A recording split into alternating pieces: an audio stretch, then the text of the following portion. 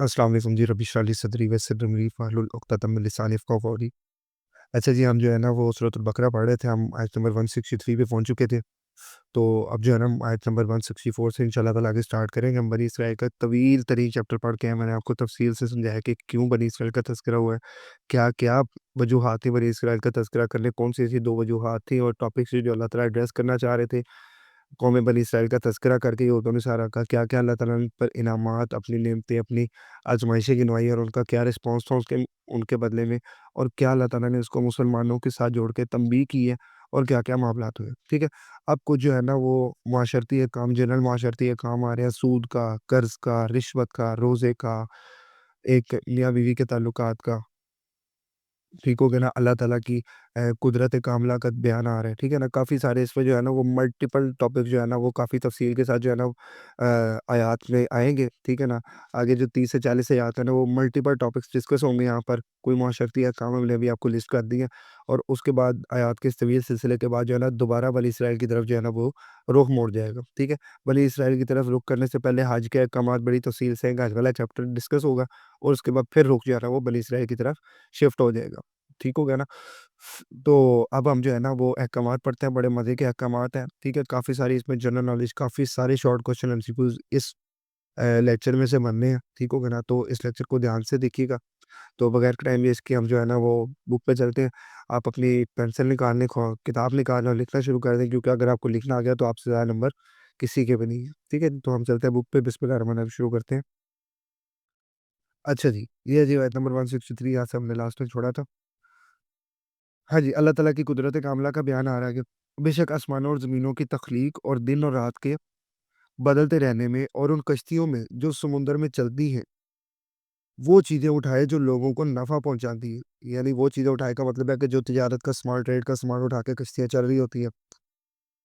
और जो अल्लाह ने आसमान से पानी नाज़िल फ़रमाया, फिर इससे ज़मीन को इसके मुर्दा हो जाने के बाद ज़िंदा फ़रमाया, ठीक है? और इसमें हर किस्म के जानदार फैला दिए और हवाओं के बदलते रहने में और इन बादलों में जो आसमान और ज़मीन के दरमियान हुक्म इलाही के पाबंद हैं, ठीक हो गया ना? यकीनन इस सब निशानियाँ उन लोगों के लिए जो अक्ल से काम लेती हैं, ठीक है ना? अब इन आयात में भर-भर के जो है ना फिज़िक्स और केमिस्ट्री के कॉन्सेप्ट्स आ सकते हैं, भर-भर के। मैं आपको सिर्फ़ एक मिसाल देता हूँ, ये वाला। ये देखिए आप उन कश्तियों को जो समुंदर में चलती, ठीक हो गया ना? अब ये कश्तियाँ समुंदर में कैसे चलती हैं? अर्शिमीदस प्रिंसिपल,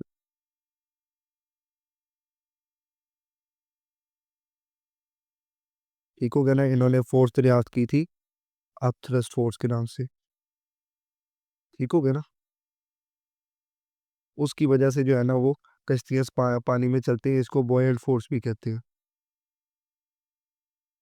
ठीक है, ये कैलकुलेट भी होती है फिज़िक्स में बुओयंसी के पानी में कितना जो है ना वो अपथ्रस्ट फ़ोर्स होती है, ठीक है ना?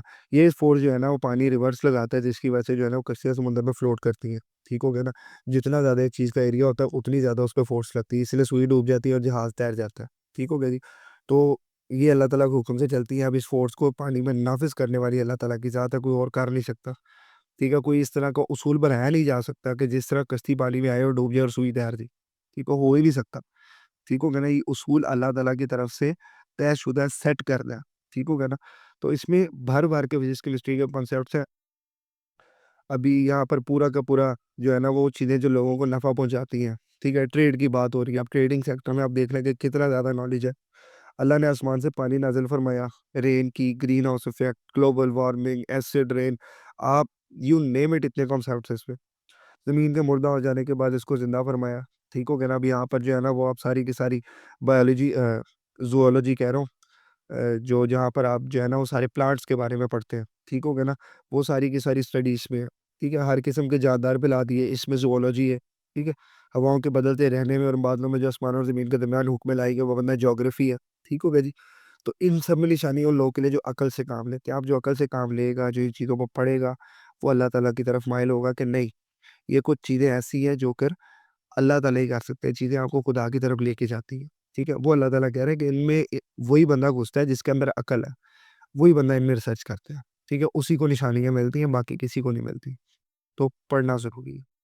और लोगों में कुछ ऐसे भी हैं जो दूसरों को, जो औरों को अल्लाह का मद्दे मुकाबिल بناتے ہیں، جو اوروں کو اللہ کا مد مقابل بناتے ہیں، ٹھیک ہو گیا؟ اللہ کا مد مقابل بنانا، اللہ تعالیٰ کے مقابلے میں کھڑا کرنا، ٹھیک ہو گیا؟ نہیں کہتے ہو جی فلانا ہے وہ جی اللہ تعالیٰ کے بڑے قریب ہے، قیامت والے دن ہماری سفارش کر دے گا، فلانا بندہ وہ جی ہمیں جنت میں لے جائے گا، فلانا بندہ وہ جی ہمیں جو ہے شفا دے دے گا، فلاں انسان، فلاں ذات، فلاں بت، کافر بھی یہی کرتے تھے نا کہ بتوں میں جو ہے نا وہ یہ سارے کے سارے عقیدے ڈھونڈتے تھے کہ ہمیں بیماری سے نجات عطا کریں گے، فلاں بت جو ہے وہ بارش عطا کرے گا، فلاں جو ہے وہ اللہ کے سامنے ہماری سفارش کرے گا، ٹھیک ہو گیا نا؟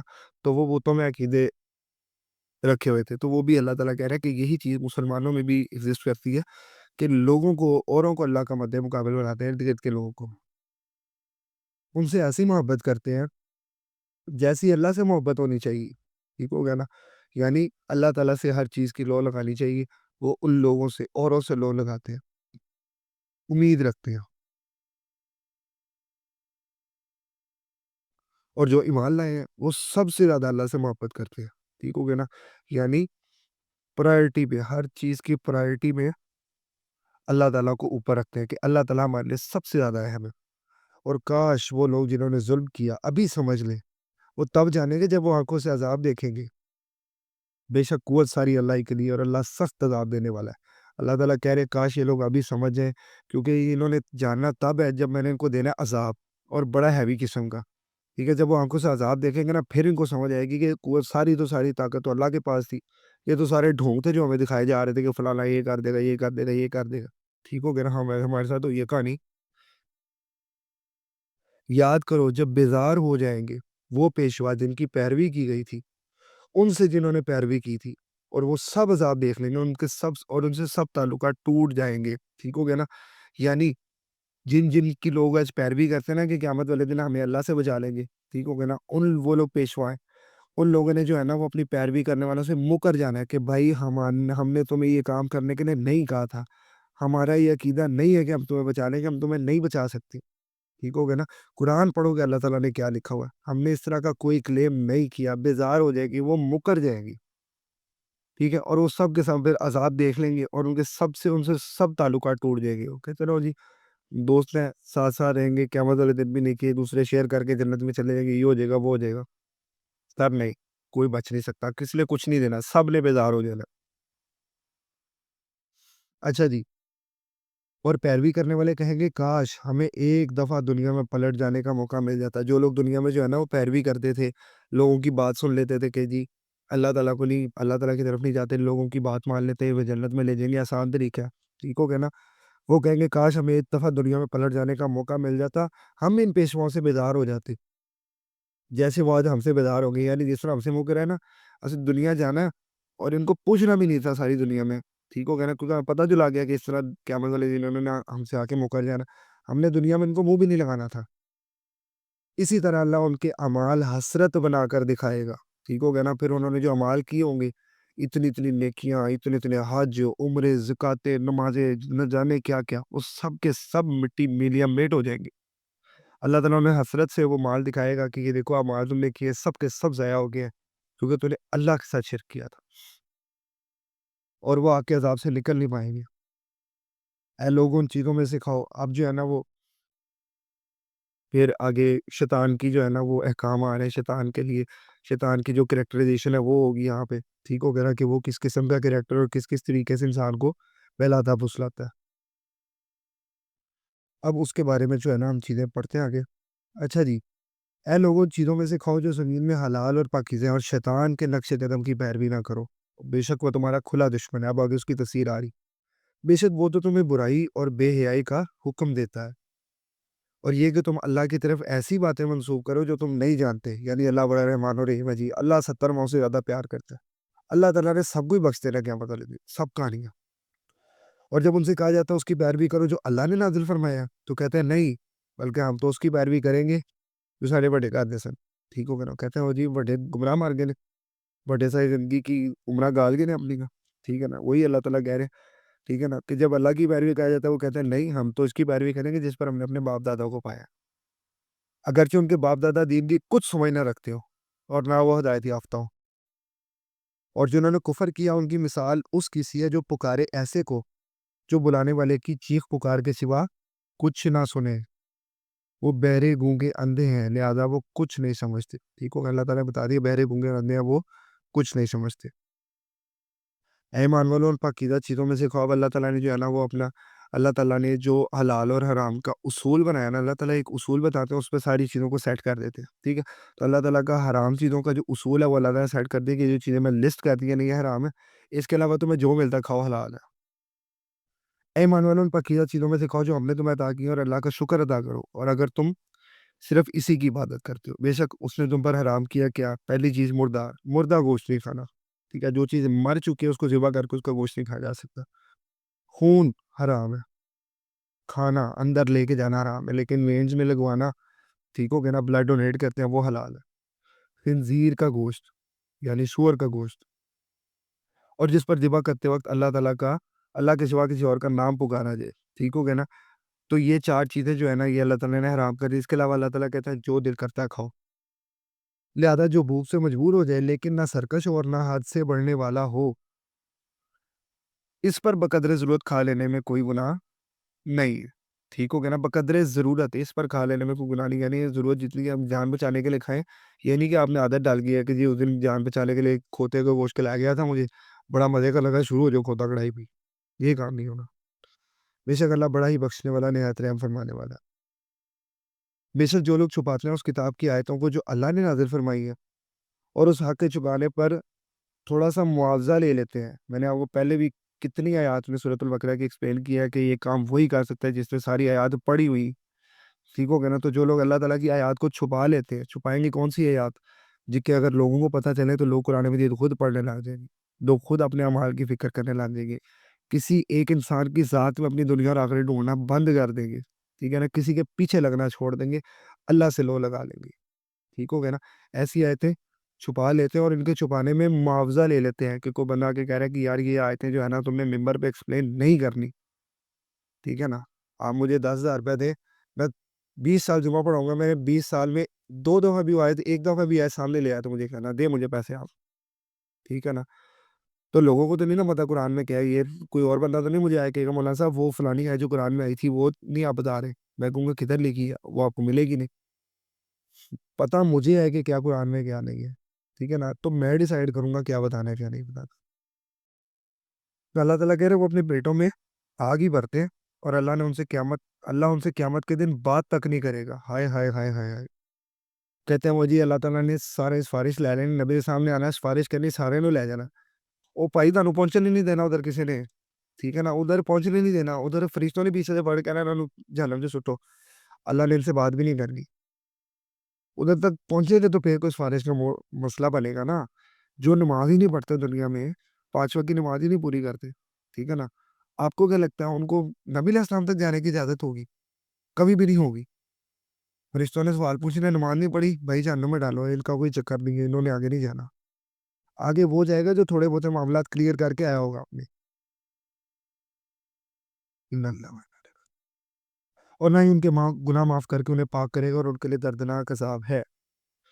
یہ وہ لوگ ہیں جنہوں نے ہدایت کے بدلے میں گمراہی خرید لی. ہدایت یعنی ان کو قرآن ملا تھا, لوگوں کو سمجھانے کے لیے, پڑھانے کے لیے, انہوں نے گمراہی یعنی معاوضہ یا جو دنیاوی پیسہ وہ لیتے تھے, ٹھیک ہو گیا نا, وہ خرید لیا, اور بخشش کے بدلے میں عذاب. تو تعجب ہے کہ وہ کس قدر آگ کے عذاب پر صبر کرنے والے ہیں. اللہ تعالیٰ کہہ رہے ہیں مجھے تو تعجب ہو رہا ہے کہ جتنا میں نے آگ کا عذاب ان کے رکھا ہے کتنا کی صبر کریں گے.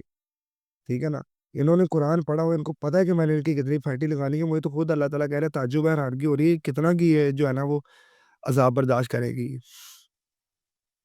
اچھا جی, یہ سزا اس لیے ہے کہ اللہ نے حق کے ساتھ کتاب نازل فرمائی ہے, اور بے شک وہ لوگ جو ایسی کتاب میں اختلاف کرتے ہیں وہ یقیناً ضد بازی میں بڑے دور نکل گئے. ٹھیک ہو گیا نا, اللہ تعالیٰ کی کتاب میں اختلاف جو ہے نا وہ علمی بنیاد پر نہیں کیا جاتا. ٹھیک ہے نا, وہ ضد میں کیا جاتا ہے کہ یہ جو ہے نا وہ فلاں محمد ابن عبداللہ جو ہے وہ نبی بنے, ہم نے ان کی بات نہیں ماننی. اللہ تعالیٰ نے 1000 باتیں اچھی لکھی ہوں, ہم نہیں مانیں گے. ٹھیک ہے نا, اللہ تعالیٰ کی کتاب کا انکار جو ہے نا وہ ضد بازی میں ہو رہا ہے. اللہ تعالیٰ کہہ رہے ہیں علم میں نہیں ہو رہا. اچھا جی, نیکی بس یہ نہیں ہے کہ تم نماز میں اپنے چہرے پھیر لو مشرق اور مغرب کی طرف, بلکہ نیکی تو اس کی ہے جو ایمان لایا اللہ پر اور آخرت کے دن پر اور فرشتوں پر اور کتابوں پر اور نبیوں پر, اور اس نے مال دیا اس اللہ کی محبت میں قرابت داروں, یتیموں محتاجوں اور مسافروں اور مانگنے والوں اور غلاموں کی گردنوں کو چھڑانے میں۔ یہ ہو گیا ایمان، ٹھیک ہو گیا نا؟ یہ ہو گیا حقوق العباد،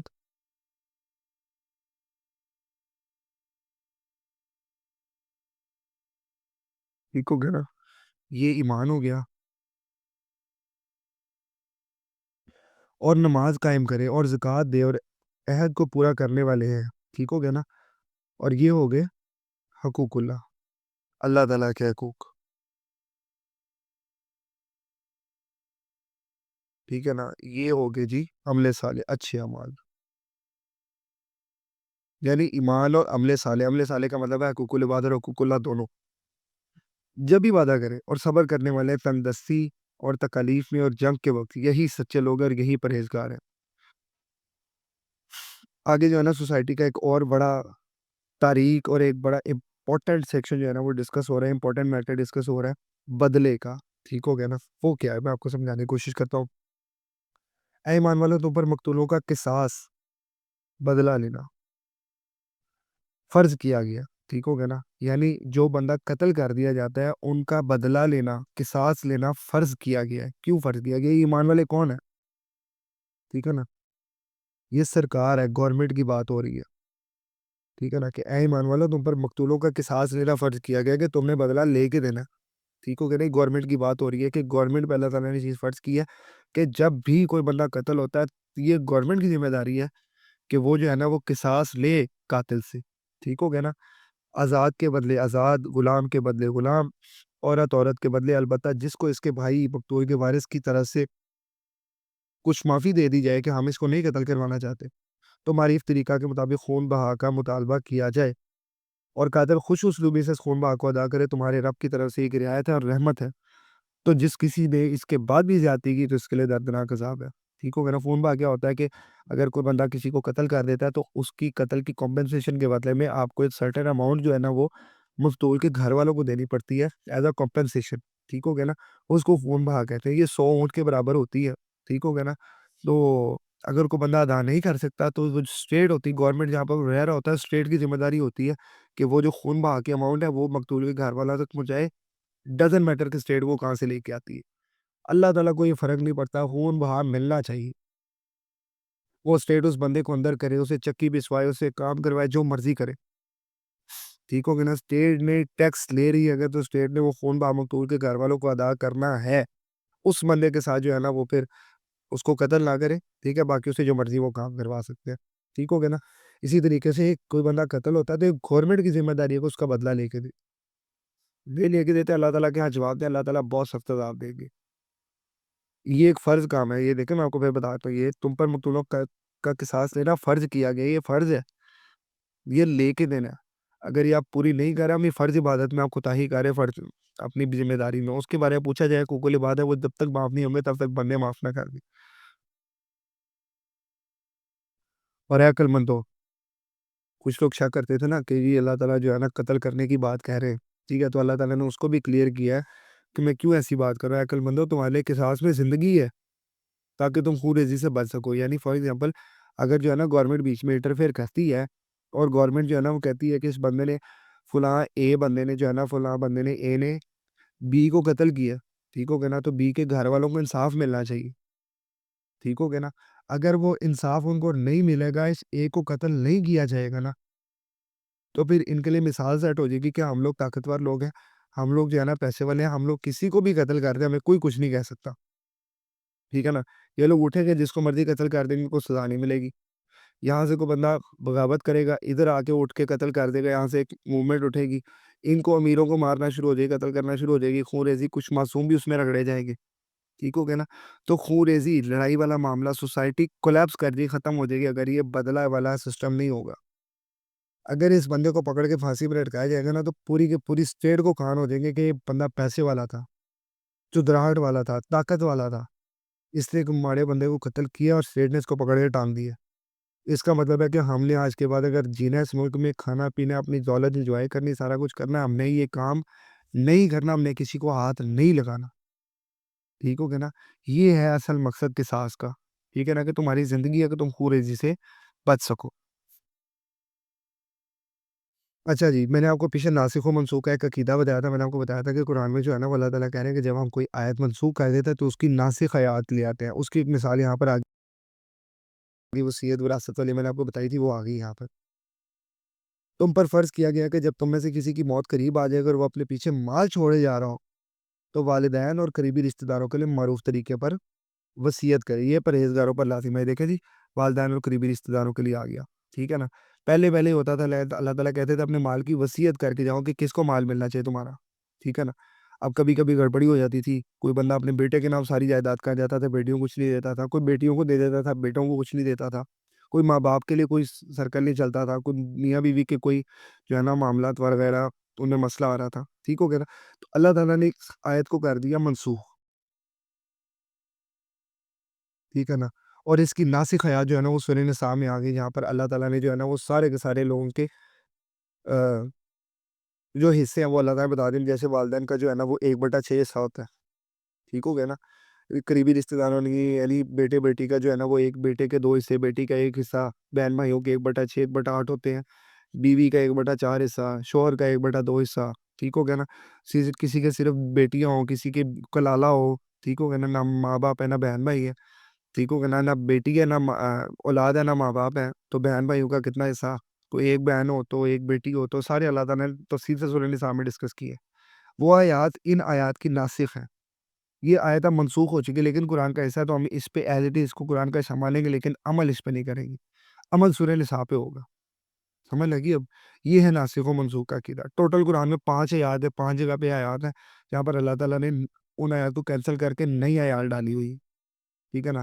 ان کو لے کے علماء نے ادھم مچایا ہوتا ہے کہ جی قرآن میں ناسخ و منسوخ ہے، کچھ ایسی آیات ہیں جو جن پہ عمل نہیں کرنا آپ نے، ٹھیک ہے نا۔ تو وہ صرف علماء کو پتہ ہے، ٹھیک ہے نا۔ آپ کو نہیں پتا تو آپ جو ہے نا وہ پوری 6 کی 6,000 آیات جو ہے نا وہ دفع کر دیں اپنی زندگی سے، آپ نے نہیں پڑھنی، ہمارے بغیر بغیر لگے رہے، کیونکہ آپ کو 5 آیات کا نہیں پتا۔ کتنی بڑی بیوقوفی اور زیادتی والی بات ہے۔ وہ 5 آیات ان کا کام ہے مسجد میں ڈسپلے کروائے کہ بھائی 5 آیات میں عمل نہ کرے، باقی سارا قرآن آپ کے سامنے کھلا ہے، جو مرضی پڑھے، جس طرح مرضی عمل کرے۔ کل بھی میں نے آپ کو بتایا کہ جو آیات اللہ نے لوگوں کے لیے واضح کی ہے، جو لوگ ان کو چھپاتے ہیں ان کے لیے عذاب ہے، یہ لوگوں کے لیے واضح کی گئی آیات ہے، ٹھیک ہے نا۔ تو وہ 5 آیات کو لسٹ نہیں کریں گے کہ یہ 5 آیات ان پہ عمل نہ کریں، وہ کہیں گے 6 رہتا نہ پڑھو کیونکہ یہ 5 قرآن کے حصے ہیں۔ اور یہ 5 قرآن کا حصہ ہونے کی وجہ کہ اللہ تعالیٰ نے کیوں آیات ناسخ کی ہے، منسوخ کی ہے۔ اللہ تعالیٰ اصل میں یہ بتانا چاہ رہے ہیں کہ بھائی یہ بڑی ٹیکنیکل بات ہے، سمجھنے والی بات ہے۔ اللہ تعالیٰ یہ بتانا چاہ رہے ہیں کہ میں جو ہوں نا وہ اپنے اصولوں کا بھی پابند نہیں ہوں۔ یہ بڑی ٹیکنیکل مشکل چیز ہے، میں آپ کو جو سمجھانا چاہ رہا ہوں، ٹھیک ہے نا۔ اللہ تعالیٰ اپنی قدرت دکھانا چاہ رہے ہیں، بتانا چاہ رہے ہیں کہ میں نے اگر قرآن میں کوئی چیز لکھ دی ہے نا، میں اس کا پابند نہیں ہوں، ٹھیک ہے نا۔ یہ میری ایک خصلت، میری پراپرٹی، میری اچھائی ہے کہ میں جو باہر کہہ رہا ہوں اس پہ پورا اتروں گا، ٹھیک ہے نا۔ جیلی یار بے شک اللہ اپنے وعدے کے خلاف نہیں کرتا، لیکن اگر کر دے تو کون اس کو روکے گا؟ یہ اللہ تعالیٰ بتانا چاہ رہے ہیں کہ مجھے تم مجبور اور پابند نہیں کر سکتی، ٹھیک ہے نا۔ میرے اوپر غالب نہیں آ سکتے کہ لکھا ہے تے کر، ٹھیک ہے نا۔ یہ اللہ تعالیٰ بتانا چاہ رہے ہیں کہ میں اپنی لکھی ہوئی آیات کو بھی کینسل کر سکتا ہوں۔ یہ اس کی حکمت ہے ناسخ و منسوخ کی۔ امید ہے آپ کو سمجھ آ گئی ہو بھائی، سمجھدار لوگ ہیں آپ، ٹاپرز ہیں سارے کے سارے، تو سمجھ آ جاتی ہوتی ہے۔ پھر جو اس وصیت کو سن لینے کے بعد اسے بدل ڈالے تو اس کا گناہ بھی نہیں، وصیت بدلنے والوں پر ہوگا، بے شک اللہ خوب سننے والا، خوب جاننے والا ہے۔ پھر جو کوئی اندیشہ محسوس کرے وصیت کرنے والے کی طرف سے کسی طرفداری یا گناہ کا، تو وہ ان کے درمیان صلح کرا دے تو اس پر کچھ گناہ نہیں، ٹھیک ہو گیا جی۔ بے شک اللہ بڑا ہی بخشنے والا، نہایت رحم فرمانے والا ہے۔ آگے آگے جی روزے کے احکام، ٹھیک ہو گیا نا۔ اب یہ جو آیات ہے نا آگے سے آ رہی ہے، یا ایھا الذین آمنوا کتب علیکم الصیام کما کتب علی الذین من قبلکم لعلکم تتقون، ٹھیک ہو گیا نا۔ یہ آیات جو ہے نا مشہور ہے کہ رمضان کے روزوں کے بارے میں، جبکہ ایسا نہیں ہے۔ یہ آیات رمضان کے روزوں کے بارے میں نہیں ہے۔ یہ جو لکھا نا ایمان والوں تو اوپر روزہ رکھنا فرض کیا گیا، جس طرح تم سے پہلے لوگوں پر فرض کیا گیا تاکہ تم نافرمانی سے بچ سکو، ٹھیک ہے نا۔ پہلی امتوں پر بھی روزے فرض رہے، ٹھیک ہو گیا نا۔ یہ رمضان کے بارے میں نہیں، رمضان کی آیات بالکل اس سے اگلی آیات جو ہے نا وہ رمضان کے بارے میں آپ کو دکھاتا ہوں۔ یہ روزے گنتی کے چند دن کے ہیں، پھر جو تم میں سے بیمار ہو، یعنی روزے کون نہیں رکھے گا جو بیمار ہے یا سفر میں ہو، تو دوسرے دنوں میں گنتی پوری کر لے، اور جنہیں اس کی طاقت نہ ہو وہ بدلے میں 1 مسکین کا کھانا دے، اور جو کوئی خوشی سے کوئی نیکی کرے یعنی زیادہ مساکین کو کھلانا چاہے تو وہ اس کے لیے بہتر ہے۔ اور اگر تم روزہ رکھو تو یہی تمہارے لیے بہتر ہے اگر تم سمجھ جاؤ. اب سمجھے گا کون؟ جس نے بایولوجی تھوڑی پڑھی ہوگی کہ یہ کینسر کی ریٹنگ سیل جو ہے نا روزان کو ڈسٹروائے کرتا ہے. ٹھیک ہے نا؟ تم اگر روزہ ہی رکھ لو گے تمہارے حق میں بہتر. اب آ رہی بات جہاں پر رمضان کے روزے فرض کیے گئے تھے. شہر رمضان الذی انزل فیہ القرآن ھدی للناس وبینات من الھدی والفرقان فمن شہد منکم الشہر فلیصمہ. رمضان کا مہینہ ہے جس میں نازل کیا گیا قرآن کے لوگوں کے لیے ہدایت ہے. رمضان کا مہینہ اس میں ہدایت اور فرق کرنے والے روشن دلائل ہیں. لہذا تم میں سے جو بھی اس مہینے کو پائے وہ اس مہینے کے روزے رکھے. آپ دیکھا نا آیا نا رمضان کی بات کس کے روزے. اور جو بیمار ہو یا سفر میں تو دوسرے دنوں میں گنتی پوری کر لے. اللہ تمہارے لیے آسانی چاہتا ہے بھائی. مولوی تمہارے لیے مشکل چاہتا ہے. ٹھیک ہے نا؟ اللہ آسانی چاہتا ہے تاکہ تم اس کے پاس آ جاؤ. ٹھیک ہو گیا نا؟ خود بخود ہی اس کے پاس آ جاؤ کہ بندہ میرے آسانی چاہ رہا ہے. اور وہ تمہارے لیے مشکل نہیں چاہتا اور یہ چاہتا ہے کہ تم گنتی پوری کر لو ان لوگوں کی. اور اللہ کی بڑائی کا اظہار کرو اس پر کہ اس نے تمہیں ہدایت عطا فرمائی اور تاکہ تم شکر گزار بن جاؤ. اے نبی جب میرے بندے آپ سے میرے بارے میں پوچھیں تو آپ صلی اللہ علیہ وسلم فرما دے بے شک میں ان کے قریب ہوں. میں ہر دعا کرنے والے کی دعا قبول کرتا ہوں. سر آپ کو کس کی ضرورت ہے جب اللہ تعالیٰ کہہ رہے ہیں نبی ان سے کہیں میں ان کے قریب ہوں, ہر دعا کرنے والے کی دعا قبول کرتا ہوں جب بھی وہ مجھ سے دعا کرتا ہے. ٹھیک ہے نا؟ آپ کو کسی اور کی کیا ضرورت ہے جب آپ کا کریٹر, جب ہر چیز کا مالک آپ کے سامنے بیٹھ کے آپ کی دعا سننے کے لیے تیار ہے اور قبول کرنے کے لیے تیار ہے. کسی اور واسطے کی کیا ضرورت ہے؟ یہ اللہ تعالیٰ نے خود بتا دی. سر یہاں پہ اللہ تعالیٰ یہ بھی تو کہہ سکتے تھے نا, کہنے بھی ان سے کہے کہ میں ان کی دعا قبول کروں گا, صرف اپنا واسطہ ڈلوا لیں بیچ میں. ٹھیک ہے نبی, یہ بڑا اچھا موقع تھا اللہ تعالیٰ کے لیے کہنے کا کہ جی میں بڑا قریب ہوں آپ کے. اے نبی ان سے کہ اپنا واسطہ پاؤ, نبی علیہ السلام دا میرے کو دعا قبول کراؤ. کہا جا سکتا تھا نا. جب تک قیامت رہتی, جب تک دنیا قائم رہتی, تب تک نبی صلی اللہ علیہ وسلم کے وسیلے ڈالتے لو. کیوں نہیں اللہ تعالیٰ نے یہاں پہ بات کی؟ عقیدہ سیٹ کرنے کے لیے. اس کے لیے اللہ ڈیمانڈ کیا کر رہے ہیں؟ اے نبی تو انہیں بھی تو چاہیے نا کہ وہ میرا حکم مانے اور مجھ پر ایمان رکھے تاکہ وہ ہدایت پر آ جائے. اچھا جی, اب جو ہے نا وہ روزے کے بارے میں کچھ احکام آ رہے ہیں. تمہارے لیے روزوں کی راتوں میں اپنی بیویوں کے پاس جانا حلال کر دیا گیا ہے. حلال کر دیا گیا اس کا مطلب ہے کہ پہلے حرام تھا. ٹھیک ہو گیا نا؟ وہ اللہ تعالیٰ نے جو ہے نا ان کو فیسلٹی دی ہے. وہ تمہارے لیے لباس ہیں اور تم ان کے لیے لباس ہو. اللہ کو علم تھا کہ تم ان کے پاس جا کر اپنے آپ سے خیانت کیا کرتے تھے. ٹھیک ہو؟ اللہ تعالیٰ کو پتا تھا کہ جو ہے نا ایک بندے سے ایک مہینہ جو ہے نا وہ لوگ جو ہے نا مشکل کا شکار ہو جاتے ہیں, نہیں رہ پاتے. تو اللہ تعالیٰ کہہ رہے کہ اس نے تم پر نظر کرم فرمائی اور تمہیں معاف کر دیا. تو اب تم ان سے صحبت اختیار کرو اور تلاش کرو جو اللہ نے تمہارے لیے نصیب میں لکھ دی ہے. ٹھیک ہو گیا نا؟ تو یہ ساری کی ساری آیات جو ہے نا میاں بیوی کے تعلقات کے بارے میں, اور وہ تمہارے لیے لباس ہے تو اور میں ان کے لیے لباس ہو. اب جو لباس ہوتا ہے نا, لباس اور انسان کے جسم کے درمیان کوئی پردہ ایگزسٹ نہیں کرتا. ٹھیک ہے؟ اللہ تعالیٰ کہہ رہے ہیں کہ میاں بیوی کے درمیان کوئی پردہ ایگزسٹ نہیں کرتا کسی بھی صورت کا. ٹھیک ہو گیا؟ لباس کی مثال اللہ تعالیٰ نے یہ دی ہے. ٹھیک ہو گیا نا؟ تو تم ان کے پاس جا کر اپنے آپ سے خیانت کرتے, اس نے تم پر نظر کرم فرمائی, تمہیں معاف کر دیا. تو اب تم ان سے صحبت اختیار کرو, تلاش کرو جو اللہ نے تمہارے نصیب میں لکھ دیا, اور کھاؤ اور پیو یہاں تک کہ تمہارے لیے نمایاں ہو جائے صبح کی یہ سحر اور افطار کے اوقات. اللہ تعالیٰ بتا رہے ہیں صبح کی سفید داری رات کی سیاہ داری سے, فجر کے وقت. پھر رات تک روزہ پورا کرو اور بیویوں سے صحبت اختیار نہ کرو روزے میں, اور روزے کے دوران, روزے کے بعد پاسبل ہے. جب تم مسجدوں میں اعتکاف کی حالت میں, رمضان کے آخری روزے میں جو ہے نا مسجد میں لوگ رہائش اختیار کرتے ہیں, 10 دن رہتے ہیں وہاں پر, لیلۃ القدر کی تلاش کرتے ہیں, اللہ تعالیٰ کی باتیں کرتے ہیں. یہ اللہ تعالیٰ کی طے کردہ حدود ہے, تو ان کے قریب مت جانا. اچھا جی, اس طرح اللہ اپنی آیات لوگوں کے لیے اس طرح اللہ اپنی آیات لوگوں کے لیے کھول کھول کر بیان کرتا ہے تاکہ وہ پرہیزگار بن جائیں, اللہ سے ڈرنے والے بن جائیں. اور آپس میں ایک دوسرے کا مال ناجائز طریقے سے نہ کھاؤ, اور نہ ہی اس مال کو حکام تک بطور رشوت پہنچاؤ کہ تم جانتے بوجھتے لوگوں کے مال کا کچھ حصہ گناہ کے ساتھ کھاؤ. ٹھیک ہو گیا نا؟ اب جو ہے نا ہم نے یہاں تک پڑھ لیا آیت نمبر 188 تک. امید ہے آپ کو سمجھ آ گئی ہوگی. اب جو ہے نا وہ اگلی آیت جو آ رہی ہے وہ حج کے تفصیل احکام آ رہے ہیں کہ حج کے دوران کیا کیا کام کرنا ہوتا ہے. وہ میں تفصیل سے آپ کو لانگ کوشچن جو ہے نا وہ ایک ساتھ پیج میں ایڈ کروں گا, اور اس میں لکھواتا جاؤں گا کیا کیا کام ہے. تفصیل سے چیپٹر حج کے کام, اور اس کے بعد پھر جو ہے نا وہ رخ بنی اسرائیل کی طرف موڑ دیا گیا اللہ تعالیٰ کی جانب سے. ٹھیک ہو گیا نا؟ تو انشاءاللہ تعالیٰ کل لیکچر میں وہ ساری چیزیں ڈسکس ہوں گی. تو امید ہے آپ کو سمجھ آ گئی، اگر کوئی چیز سمجھ نہیں آئی تو کامنٹ سیکشن میں بلا جھجک کامنٹ کر کے بتائیں، میں آپ کے سوال کا جواب دینے کی پوری کوشش کروں گا اور آپ کو ایکسپلین کروں گا جو جو چیزیں آپ کو سمجھ میں نہیں آئی۔ چیزوں کو لکھنا شروع کر دیں، سمجھنا شروع کر دیں، ٹھیک ہو گیا نا؟ آپ کے لیے بڑی آسانی ہو جائے گی، ٹھیک ہو گیا جی؟ تو مجھے دیجیے اجازت، میں ملوں گا آپ سے کسی نیکسٹ لیکچر میں، تب تک کے لیے اللہ حافظ۔